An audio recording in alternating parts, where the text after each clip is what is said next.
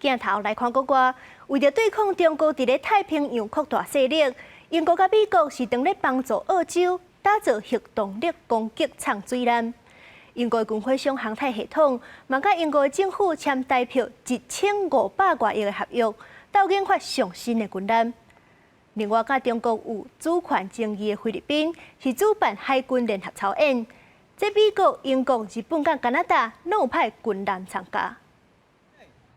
顶礼拜，中国海警军舰伫南海东部，挖菲律宾的帕拉瓦吉达，也就是中国所讲的威严岛附近的海域，因甲菲律宾的渔民赶走，地处双方的关系紧张。这嘛造成这礼拜由菲律宾主办的济国海军的演习，时机更加敏感。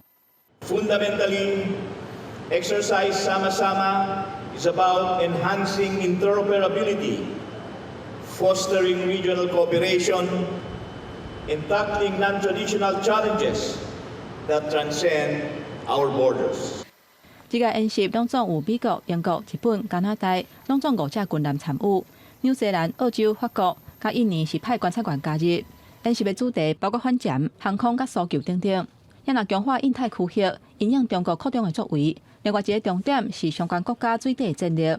伫顶礼拜，台湾头一只家己做的舰舰海鲲号公开了后，英国政府嘛伫当地时间初一宣布，已经甲重要的军火商英国航太系统签新代表1560多亿的合约，研发上新一代核动力攻击舰舰，按照2030年代会开始服役。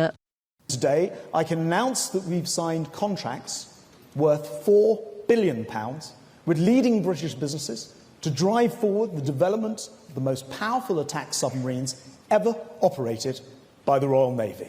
根据美国、英国、澳洲3个协议，强化西太平洋岛链南平水底战略。第一阶段由美国甲英国先部署核动力舰舰，伫澳洲西边的海域。第二阶段由美国甲现处时上新型的攻击舰舰卖予澳洲。第三阶段由美国甲英国合作，协助澳洲建立自主核动力舰舰研发的能力。